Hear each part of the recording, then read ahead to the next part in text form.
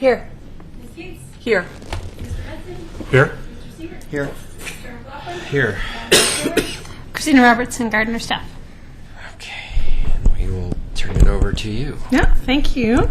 So this evening we will be, the Historic Review Board will be adopting the survey, the citywide survey, phase 1 and 2 by resolution, with the recommendation that it gets moved forward to the City Commission at a future meeting. And adopting surveys by resolution is usually a good thing because it is a formal acknowledgement of the data. So if it's used in future planning efforts, we can kind of bring it back to the city approved. It's kind of used for this next generation, which is to have it embed into larger planning processes. So if you see, I gave you a revised version of the resolution on your dais, and I'd like to let you know what I added, and this was after conversations with city staff. Under section 1, under the now therefore, I've added an extra sentence that specifically clearly indicates that the survey database can be, for existing sites, can be updated administratively as needed and reviewed by the Historic Preservation Office. So it specifically indicates that maybe in 5 years someone comes around and they want to change a specific piece of information from the survey, or it's changed from contributing to non-contributing or so forth. That can be done administratively. It doesn't. Each new change to a database doesn't have to go back to the Historic Review Board or the City Commission. So it kind of allows it to be a little bit of a living database, but this isn't creating new addresses or new sites. It's just being able to update existing ones. So it's more of just an explicit sentence. So in the future, we can go back to this resolution if we need to. But briefly, I'd like to just quickly go through Diana Painter's PowerPoint from last spring, just to review the information at hand, and then to talk about some about the next steps, and to kind of share with you my presentation I made to the State Historic Preservation Office a couple weeks ago at their Thursday share, and kind of the insights they were able to give me on how we can use this in the future. So you remember Painter Preservation came this last spring to do a survey and update for our existing 86 landmarks that were surveyed in the 80s, and then to look at a reconnaissance level survey for up to 1,700 properties that had not been surveyed but were over 50 years old. They also did a city historic context statement for the Rivercrest neighborhood, and they reviewed our historic review program and made recommendations. The landmarks update, some of the homes had good integrity, some were added integrity, and some had lost integrity. Took new photographs, updated the records with new information, but did not do new property history search. That information was just transferred from the existing 1980s survey. This was just looking at existing conditions. What she found that 4 properties were eligible individually for the National Register, or on the National Register, 12 she would consider significant properties, and 59 would be considered contributing resources. 12 she downgraded to lack of integrity, 4 had been demolished, 2 were upgraded to individually significant, and 1 was delisted at owner's request. In the mid-90s, there was a way, after some legislative approvals, to delist yourself from local designation. That has since changed based on a LUBA case in 2001 called Hillsborough versus Demlow, but this person delisted in the 90s when there was a small window where you could delist. She found, these are some of the issues she found: a demolition, some borrowed details, you notice the cultured river rock stone, some reciting, and vinyl windows. The reconnaissance level survey, these are some examples of homes with good integrity. She went through a process. She and her partner, Chris Ann, took and broke the city up into different segments and took each little piece and did it over a 2-week period. They recorded 1,700 properties and just did very minimal information, like 5 pieces of information: age, integrity, architectural style, siding, windows. Very simple. The stripped down version of the reconnaissance survey. What she found, 4% Victorian era, 28%, which she calls more vernacular, which is a little bit different than our vernacular, which is a specific kind of Western farmhouse. This is more just general vernacular style. 2% period revival, 18% she calls craftsman, could also really be called bungalow. And I'll get to this a little bit later. We may want to add just a one-sentence comment on this survey report, just to reiterate that she was identifying craftsman instead of bungalow because this is a mid-century study, and she felt that by identifying things as bungalow, it might be confused with minimal traditional and some of the smaller cottagey homes. And this is really looking at the 1910 through 1920 craftsman bungalows. Denise McGriff with our McLaughlin Neighborhood Association did want to make sure that was clearly differentiated, that these were not high-style craftsman homes, which you often think of when you see the term craftsman, two-story larger craftsman homes. And if this was a more defined, smaller survey, we might get down to that level of architectural detail. But what Diana Painter was trying to do was to kind of these 1,700 properties, use craftsman as a way to kind of identify the teens through 20s bungalows. And then as we go forward, I'll talk about the different architectural styles of kind of the mid-century. So one thing we could add is just a small sentence that the term craftsman was for a specific purpose of this survey form, and it's not necessarily identifying that these bungalows were high-style craftsmen. So that's one thing to think about. Well, personally, I think craftsman is a style, and it's a period. Bungalow is a generic term for a myriad of homes, whether it's vernacular or not. Craftsman is a period, just like Victorian. So So you can't. And the architectural terms will always vary over the decades. Yeah. And what SHPO has done in Oregon is there's a drop-down list of architectural styles in the database. You don't hand enter styles, you choose from what they've chosen. And bungalow was an option and craftsman was an option. And, other states you can get kind of more of a declension. You can go bungalow-craftsman and get a little bit more in detail. And Washington actually kind of takes that to an nth degree. And Oregon kind of went the opposite direction, where they really simplified the architectural styles. And both have their merits and their drawbacks, but this is Oregon's. And so that's kind of how Diana Painter perceived the architectural identification. So I just wanted to highlight that as a potential issue, and you can choose how you want to address that. 44% she considered modern, and 5% she considered other. Question. Mm-hmm. How does she define modern?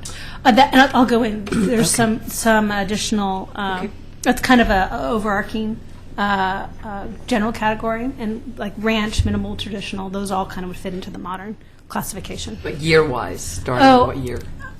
I'm not going to speak for her, but in generally modern, you're looking at mid-30s on. It depends on the style.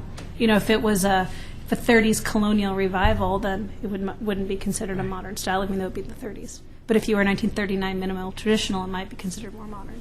Okay. The reconnaissance survey, only 10 she found as significant, 654 she found contributing, and 966 she considered non-contributing, and 12 were demolished.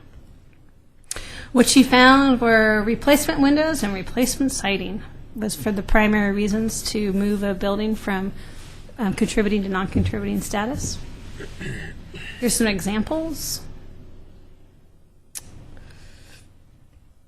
And replacement siding examples. She was really shocked at how much vinyl and cement board siding had come up. Some had large additions, inappropriate detailing, and I like the insensitive addition on the bottom right, but actually it's quite easy to remove, so it doesn't, even though it's large and obtrusive, I don't think it affects the house as much as maybe the large addition in the top left. One thing that we all knew but was confirmed was the Rivercrest subdivision. The Rivercrest neighborhood has a high concentration of mid-century homes. It was platted between 1940 and 1946 and developed between the 40s and 60s. They're known for their larger lots. Some are small, and they have a variety of mid-century styles and generally have good integrity, though personally I was surprised. I thought there'd be a little bit higher integrity, but already there's been quite a lot of alterations. kind of in that siting window category. But what was created was a historic context statement for Rivercrest that they can use for various reasons. If neighborhood pride, they can use it for future grants. If they wanted to look at a local district, they could. If they wanted to use it for future land use actions or master plans, there's some background information that can help their case if they wanted to evaluate how a future project could affect the historic context of Rivercrest. So this kind of gives them some base information and the city, and that's part of the report. Here's some of the mid-century modern styles. World War II era cottage, which is shallow sloped hip roof, no eaves, often has a recessed or side entry door. Double hung or corner windows with horizontal lights, and decorative round or octagonal focal windows sometimes. The minimal traditional, which I think this is where she was talking a little bit about the difference between bungalow and craftsman.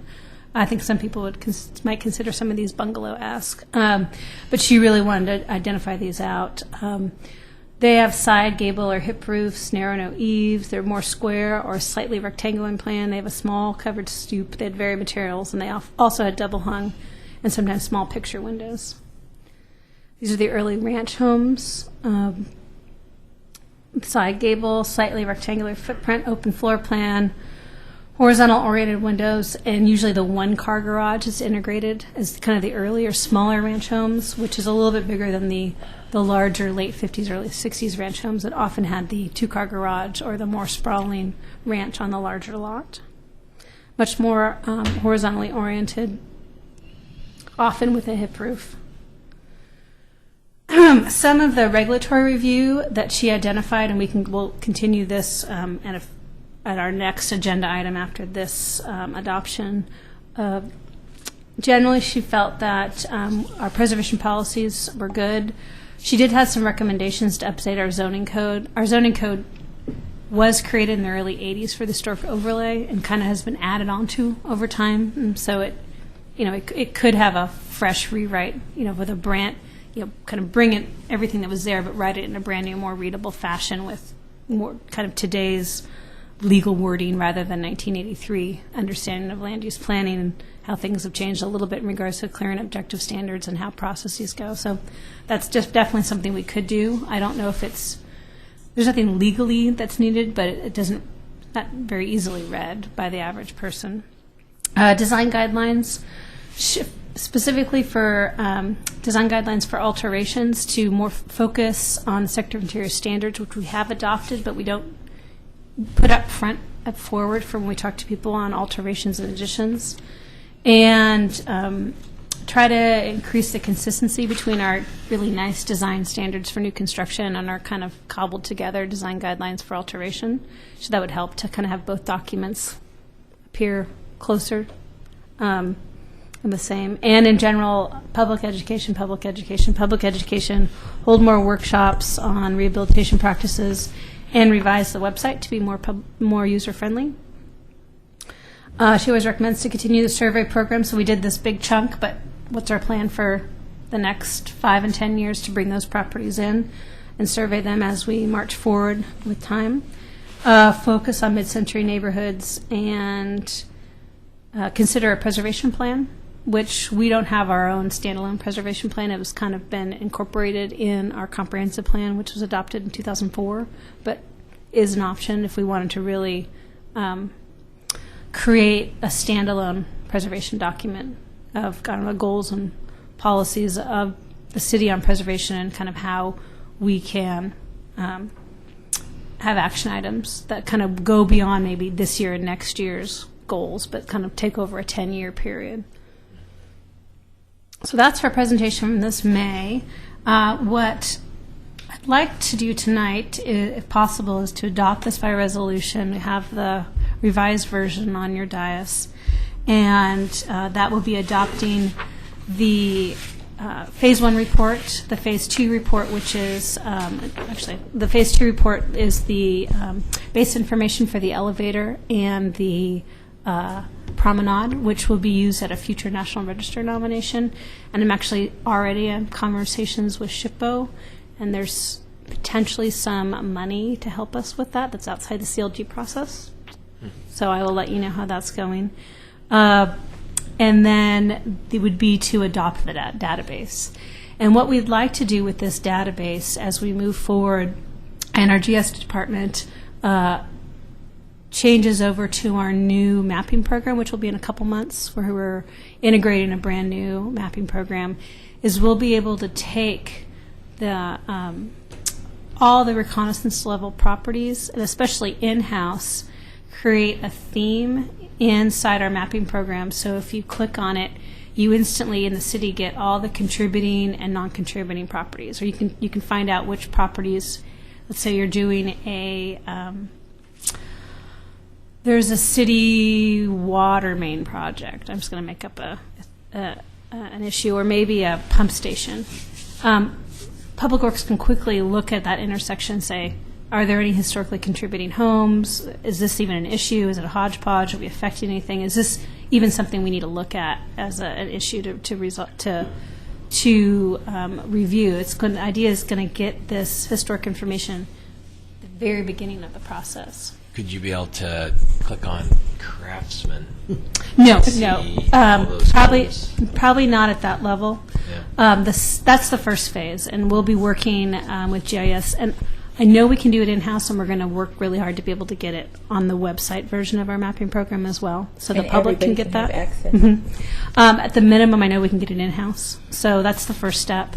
The second step is to be able to have this database replicated on our website, so you can do some of that. Yeah. And when we make the change out, we will be doing that. And so I wanted to be able to take SHPO's existing database, it's an access database, and see if we could just have an Oregon City version of it, and you could just run a program.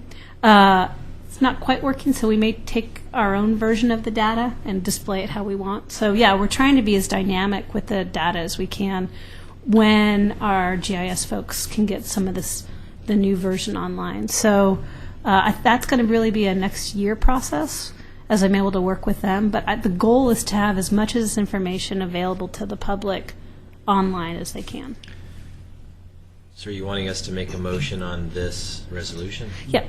And then what I will do is I will work with the City Commission's agenda probably in the early January, February, and I'll make the same presentation to them, and I'll have them adopt it by resolution. So there's no question that this data, if it's used in the transportation system plan or future planning projects, the city has recognized the data.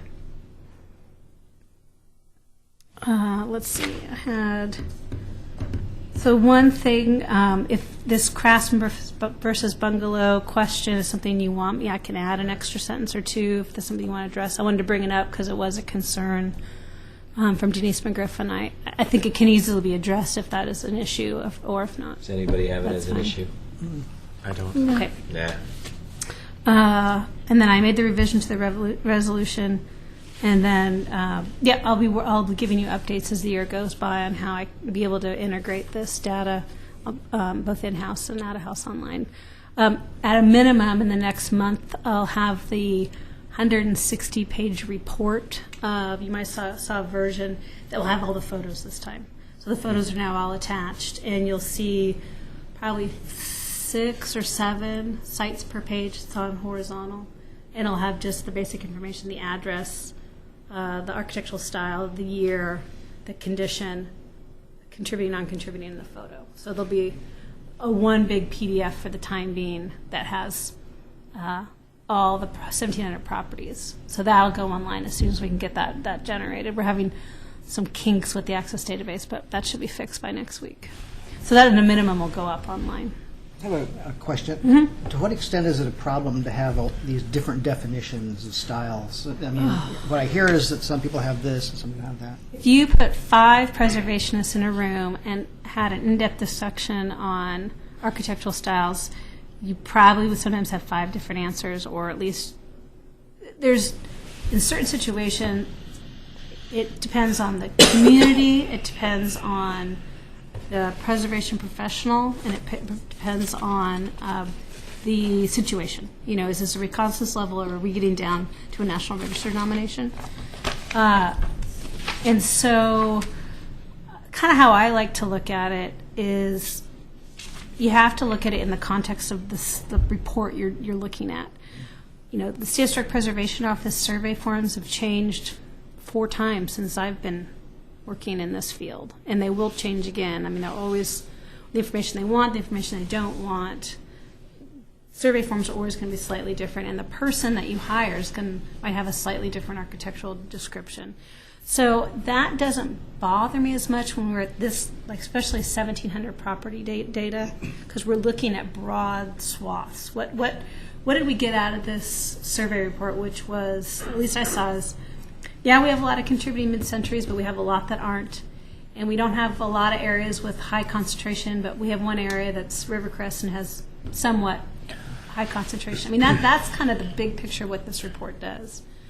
And so you could get down to that level if that was a value of your community, I guess, is kind of some of an answer. If it wasn't necessarily a value of this board, it can kind of exist on each project.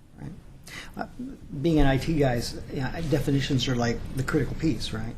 Right. So when we're trying to do sorts and selects, do what he would like to do, those definitions, to have them nailed down tight is pretty important. And the problem is every state historic preservation office has created their own way of doing it. Yeah. If you know, a hearing from Washington State is they've created such a declension from their drop-down menu that they have like 75 choices of architectural styles. So then you get down to this like, well, then does you've, help anymore. you've lost the bigger picture. And then Washington, which is just the south, ironically is on the opposite side, the absolute opposite side. And a lot of states are somewhere in the middle. But you know, we work with the database that SHPO has created, and they have their own drop-down architectural styles, and that's what we are using. Well, thanks. Well, does anybody else have any other questions?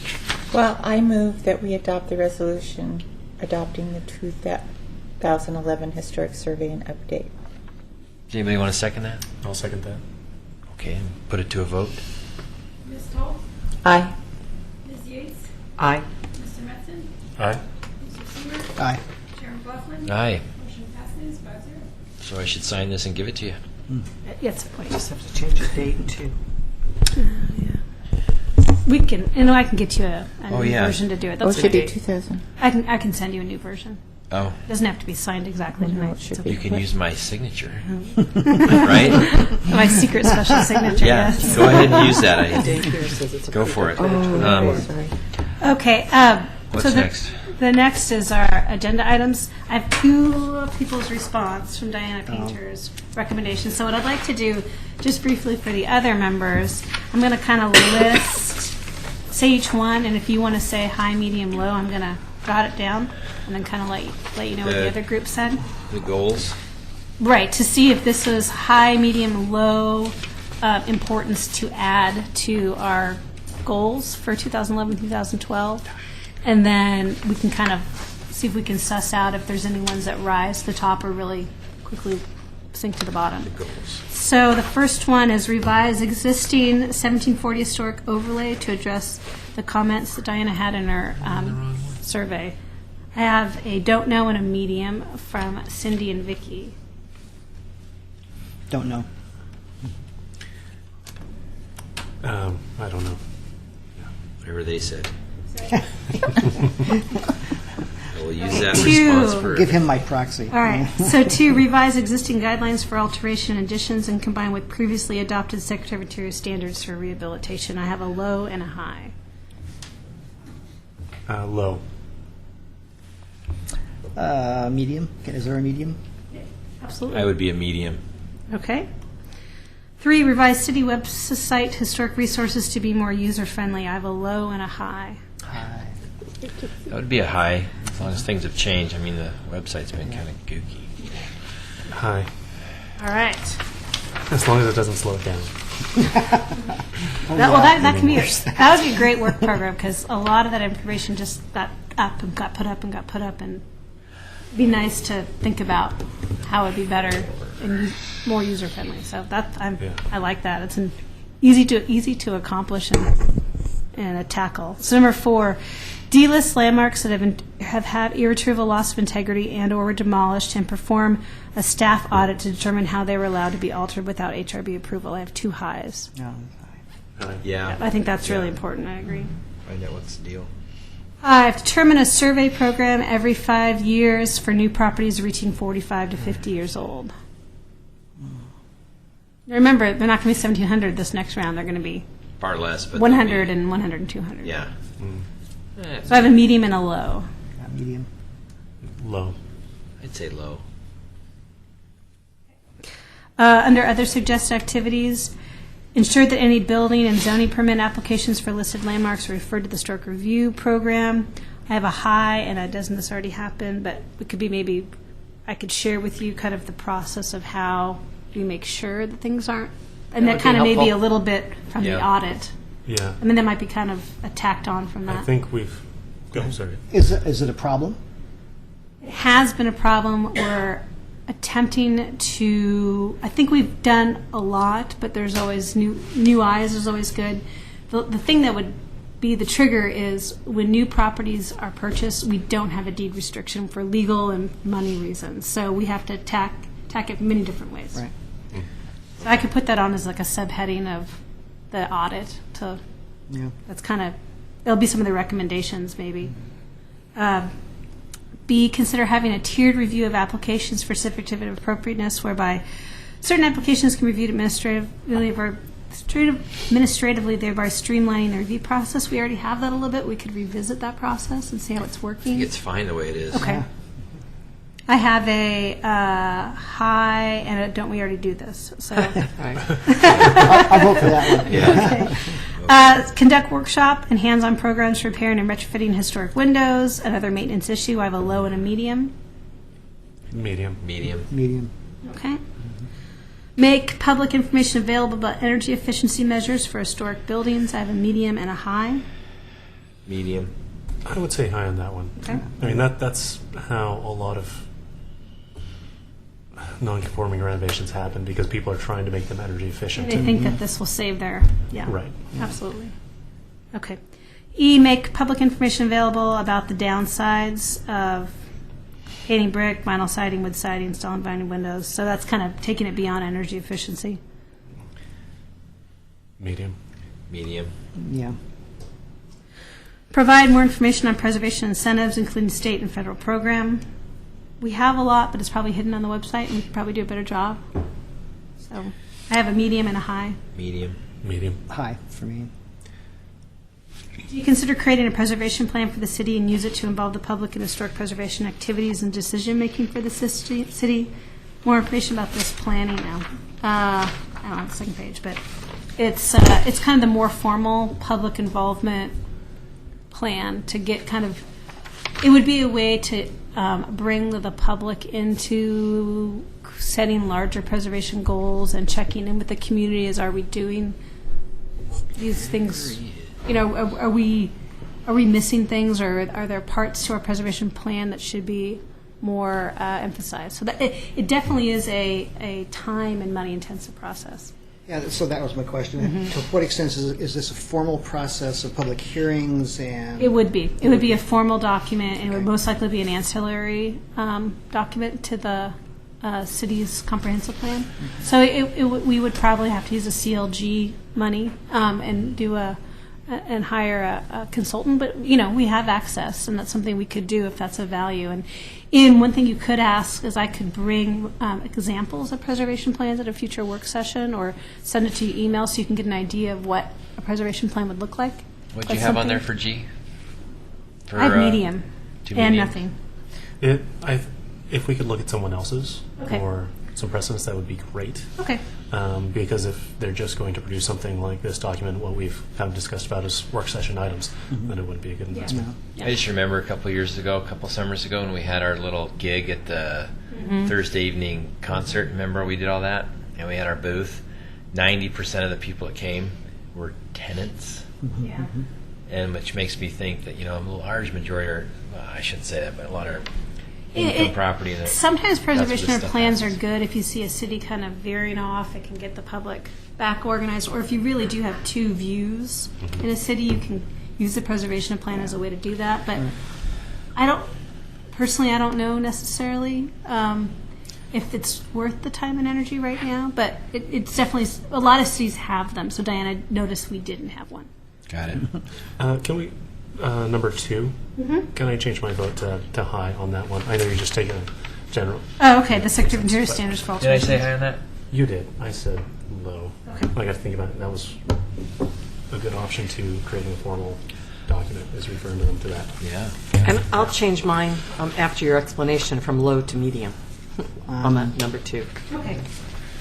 So it seems to me that if we're going to do a plan, that we have to have a purpose and a vision for the plan. And if we don't have disparate points of view, Yeah. we don't have money issues around it, then, and we're doing a good job as it is, then there's it's not worth spending the city's money on a process. Right. Right. I mean, that's kind of how I've always felt it, but she brought it up. But I still will send you a number of cities about our sites as our preservation plans, so you at least get an idea of what they are and why. And maybe in the future when it's right for us to do that, maybe next time we update our comprehensive plan, we could kind of throw that in as a small process. I mean, there might be ways to insert a preservation plan in a future process. So what I'm seeing that kind of is coming out is the website, the audit, and then the delisting, the guidelines, and then the public education. That sounds right. Okay. What I'll do is I'll add those to the goals, and then we can kind of, when we start anew in January, we can kind of figure out what the next. But one thing we can do between now and January, we do not have a meeting next in 2 weeks. There was No applications. No applications. Next, if we have a meeting in December, it'll be a special meeting if someone really, really, really, really, really wants to do a preservation grant before the end of the year. Are you getting any inklings of that? I've gotten a couple people interested. It would, I think maybe for tax reasons. I don't know. I mean, usually people don't replace and repair windows in the middle of December. So it would be What's the date for that meeting? well, it would be a special meeting most likely. If someone really came and said, I'd work with you as a board to say, when are you free? We'd have a special meeting. What's our normal date, though? The normal date is the week of Christmas. So 20th. Yeah, it'll be canceled. So if we do have a special meeting, it'll be Yeah. through an email exchange because this particular person really wants a grant and we want to help them. And so there's a fair chance we will not meet till January. No Christmas party, huh? This is it, man. But what we can do is between now and then I can send you a fair amount of information, and it's like the preservation plans, and I can kind of start that process of the audit this next month and a half and start finding out, and what I'd like to do is look for each one, go back and talk to the building division, find out the dates, and kind of really get the timeline of how each thing happened. And we may know the reason why, we may have big question marks. And I'd like to present that back in January, kind of what I found out. It might be all these demolitions happened before I was here in the late 90s when the communication between building and planning wasn't very close, and that happened a little bit in my tenure. So if it happened kind of between the 1997 to 2003, I think we resolved the issues during that time period. But if something happened 2 years ago, then there's a bigger issue. So I'd like to do that audit between now and January. We can get back on that. Well, let's keep moving. Irma Tinger House update. Did I we catch up, received a but I- $5,000 grant from National Trust. Very well. That's much? pretty good. Wasn't there a I chunk thought you of said from the 25. state too? And we have $20,000 from So the district. 25 grand.